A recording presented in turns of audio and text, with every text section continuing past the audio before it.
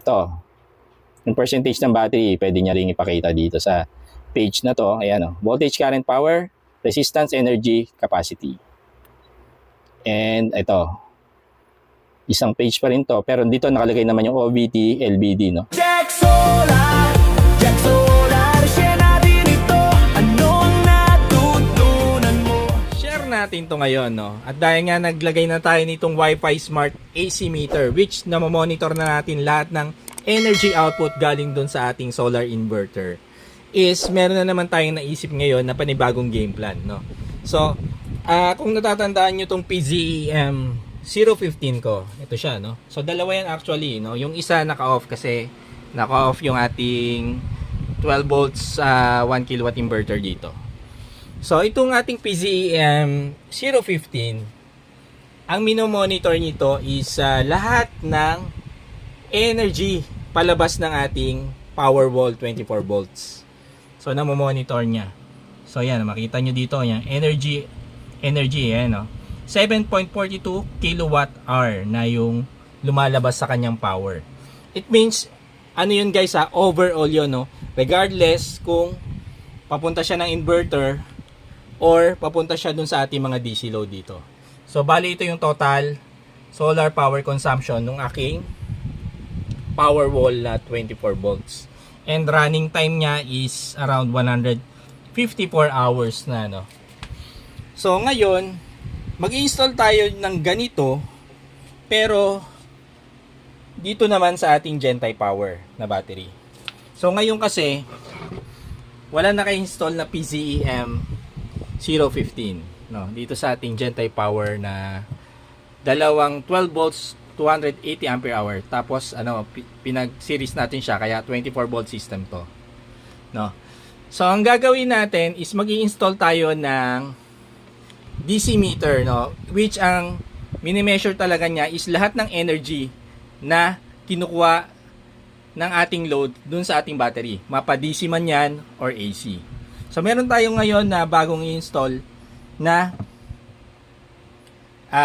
aparato. Ito yung ating DT20W na meter, no? DC meter. DT20W DC meter. So, ang kakaiba nito or upgrade nito versus dun sa PZEM, no? Kagaya nung ginawa natin dun sa ating sa ating Wi-Fi smart meter, which is pinalitan nito is PZEM-022 na AC meter. Ang kakaiba nitong bago natin bili is ito ay Wi-Fi connection na rin. So, pwede natin itong i-access sa mobile app, no? So, ito ang magiging magmo-monitor ng ating total consumption, no, ng ating load, mapa DC man or AC, dito sa ating Gentai Power battery. Ngayon ang plano natin dito sa ating DT20W is ilalagay ko siya, syempre, dito malapit sa ating Gentai Power battery. Pero makita nyo dito, crowded na yung ating mga instrument dito sa ating board na nilagay. So, ito, simento na to eh. So, hindi na natin siya makakabit ng diretso. Kaya ang plano natin is gagawan ko to or ilalagay ko siya sa isang junction casing, no? Kagaya nitong sa PZEM-015 na binili natin. So, hindi ko to ginawa guys. So, bali binili ko to sa isang vlogger, no? Which is mini-measure din nito yung consumption ng kung ano mailagay mong load sa kanya, no? Ito naman is ginamit ko siya, ang function nito sa setup ko is mini-measure niya lang yung consumption ng power and energy nung kabilang kwarto, no? Kwarto ng mga bata. Dahil nag-extend tayo doon ng ating di ba, ng DC load sa kabilang kwarto. So sa ngayon meron silang load na 14.1 watts na power, which is ang tingin ko diyan isang fan doon na DC fan is nakabukas, kaya yan lang yung load niya, no? So somewhere here maglalagay tayo ng junction box, at ito pala yung junction box na ilalagay natin, no? So mas malapit siya dito sa negative bus bar, no, kasi yung connection nitong ating measuring tel na to is gumagamit siya ng shunt, which is ito is na-connect talaga to sa negative terminal. ng ating battery. Moments later. Ito na yung update natin para sa ating DT20W DC meter. So nailagay ko na siya doon sa cover ng ating utility box, no? At mapapansin nyo dito, meron tayong nilagay na dalawang negative terminal. So para saan ba yan? So mapapansin nyo, itong ating biniling DC meter na DT20W is meron siyang shunt sa likod, no? So para doon sa setup ko kasi, meron akong inverter na 24 volts, 3,000 watts or 3 kilowatt na inverter, no? So, medyo mataas-taas yung current na dinodraw nun sa battery. So, ang minimum na shunt talagang kailangan ko para dun sa setup ko is around 200 ampere. Pero hindi kasi available online yung 200, kaya nag-oversize tayo into 300 ampere na shunt. So, wala namang problema. Pag mga ganyan guys, no, mag-oversize kayo pataas, no, hindi pababa, no, sa requirement ng system nyo. So, ang gagawin natin, ang plano natin kasi, kaya meron tong dalawang to, i-extend lang natin yung terminal ng shunt dito sa dalawang ito. No? Kasi yung isang part dito is going to load, ito no, going to load natin. So, i-extend ko siya dito. Ito namang isa is from battery to, no? So, i-extend ko yung terminal ng shunt natin dito naman sa kabila, sa baba, no? And then, naglagay din tayo dito sa ilalim for voltage sampling to. Actually, dito yan eh. Dito yan nakalagay, no? So, extend ko rin yung positive line lang, i-extend ko dito. Pero yung negative voltage sampling, kahit dito ko na lang siya ikabit, no? Kasi ito naman is from battery ring yung ano niya, pinanggalingan niya. So, bali ang mangyari, ang terminal na nakalabas is isang positive para sa voltage sampling, tapos isang negative dapat galing to ng battery, at yung isang negative terminal pa papunta naman to sa load natin. Ito pala, kung magtataka kayo kung ano tong wire na nakikita nyo dito na nakatali, so ito ay kasama nung ating DT20W na unit. So ito ay temperature sensor. So ang next na natin gagawin dito is ilalagay na natin yung mga wiring niya, no? Base dun sa mga nabanggit ko. And then afterwards is pwede na natin siyang ilagay dun sa ating setup.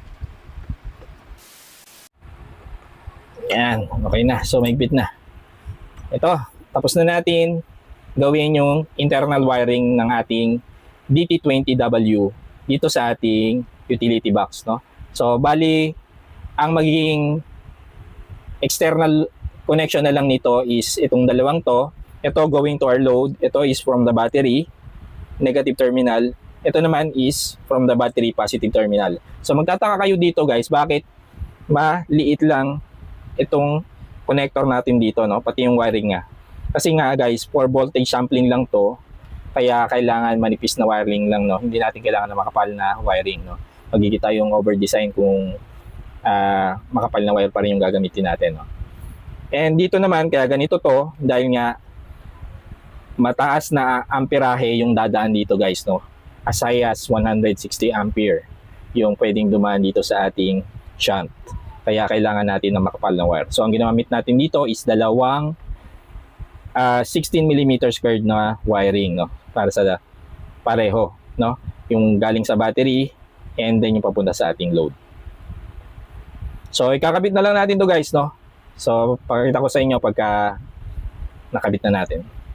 The next day. Eto na guys, 12:36 PM, tanghaling tapat guys. So update lang, nakabit na natin yung ating DT20 DC meter. So ito na siya guys, oh. Yan. So pero sa ngayon, hindi pa siya naka-open kasi di-discuss muna natin yung mga connection niya, no? Gaya na nabanggit ko guys, no, meron ditong dalawang negative terminal. So yung isa is galing sa ating negative terminal ng ating battery. So pag trinace natin yan, ito yan, no, negative terminal ng battery. Then dumaan muna siya ng DC MCCB. Paglabas niya is kumonekta na siya dito sa ating DC meter, no? Dito naman sa kabila, ito naman ay papunta sa ating load. So pag trinace natin yan, papunta yan sa negative bus bar natin, kung saan dyan nakakonect lahat ng klase ng load natin, AC and DC. Nandyan siya. And yung nasa ilalim guys, which is sa ngayon wala pa siyang connection, ito yung ating positive connector para dun sa ating voltage sampling. So kinokonekta to sa positive terminal ng inyong battery. In which dito, inabangan ko na ng wire, no? Ito siya, ito yung positive line ng ating battery. And naglagay ako ng connector na, no? Banana plug connector para madaling isuksok, no? Pagka nilagay ko to guys, is automatic, no? Pagka kinonect natin to dito, automatic siya na mag-o-open na yung ating DT20W. So, gawin na natin, no?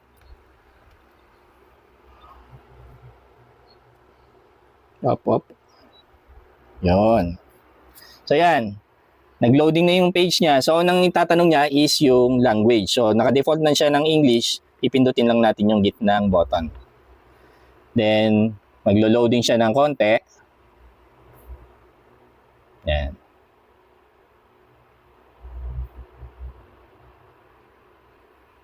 So, na-setup ko na to, no? Nung first time na in-unboxing natin to, na-setup ko na yung connection nito sa ating Wi-Fi modem, no? Kaya wala na halos akong isi-set. So, ito, next lang to. Ayan. So, ayan. Nagpapakita na siya dito ng mga measurement ng voltage, current, power, no? Ayan. So, may capacity na rin dito and energy. So, test na rin natin kasi siya kaya meron na siyang mga value dito na pinapakita, no. May accumulated value na siya, no. Tapos simple operation lang 'yan. May mga pages siya, no. Yan. Ito medyo mas malaki yung kanyang ang tawag dito, image niya, no, yung mga value, mas malaki siyang mga numbers niya. Dito naman may graph siya, no. May mga graph siyang pinapakita dito. Ito, yung percentage ng battery, pwede niya ring ipakita dito sa page na to. Ayan, oh. Voltage, current, power, resistance, energy, capacity. And ito, isang page pa rin to, pero dito nakalagay naman yung OVT, LBD, no? LBT, no? Over voltage threshold at saka yung low voltage threshold, no? Parang low voltage disconnect to guys, no? Ang ibig niya sabihin dyan sa page na yan. And then, hindi ko pa pala na ano, itong OPT, over power, no, threshold. So, over power threshold tong 7,000 watts na nilagay natin dyan. So, naset ko na rin yan nung first time kong tinesting tong ating DT20W. Tapos, ayan na, balik na naman tayo doon sa home page niya, no. So, yung mga pinapakita niyang values. So, ito pa lang ating DC meter, guys, is hindi ito nakaka-apekto sa operation ng ating solar setup, no. Ibig sabihin, kahit naka-off siya, magwo-work pa rin na maayos yung ating setup, no. Kagaya nung kanina, no, yung pinakita ko sa inyo, naka-off siya bago natin ngayon tinurn on. So, hindi siya nakaka-apekto sa nakakaabala dun sa ating operation, no. So, kung halimbawa nagkaroon ng fault yung ating DC meter, no, hindi na siya functional, hindi siya makaka-apekto sa ating operation. Kasi itong dalawang to is nasa shunt to nakakonect, no. So parang as is nakakonect talaga itong dalawang to, no. So wala siyang abala sa ating operation. And ayun, pwede nating i-check siguro ngayon yung load, no. Combination to ng DC and AC. So total load natin ngayon is, total power natin is around 373 watts, no. So, ang ina-expect natin, kasi AC and DC siya, is yung AC load natin is mababa dito. So, check natin, no, dun sa ating Wi-Fi smart meter. So, ano bang AC load ngayon? So, ang AC load ngayon is 295 watts lang, no. Ibig sabihin nun, dito guys, minus nyo yung 295 watts. So, yun na yung load natin para sa ating mga DC, no. At saka syempre, yung mga aparato dyan na iba, yung mga nagko-consume din yan ng power, no? Relay, yung mga DC switch natin, and yung mga voltage connector natin, voltage indicator natin. So nagko-consume rin yan ng maliit na load. As well as syempre yung inverter natin mismo, may consumption niya ng load. So around 20 watts din tong consumption ng load nitong ating 3 kilowatt inverter. So dito natin mamamonitor lahat. At dahil nga guys, ito ay Wi-Fi connection. So, pwede ko rin itong i-browse meron siyang Wi-Fi connection, no? Pwede ko rin siyang i-browse sa ating mobile phone.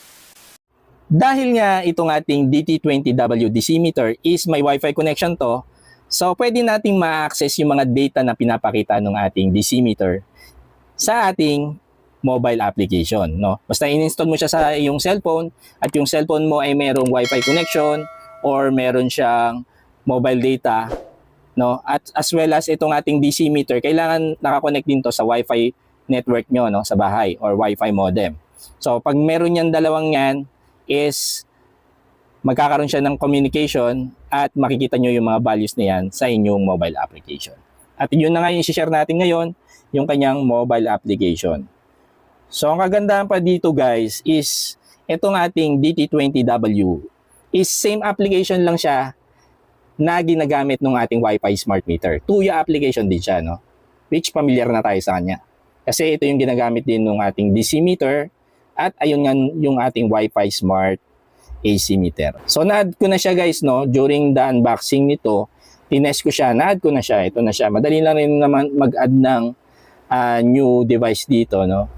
So ito siya guys, yung device name niya dito is may Chinese and DT20 HPW yung kanyang pangalan.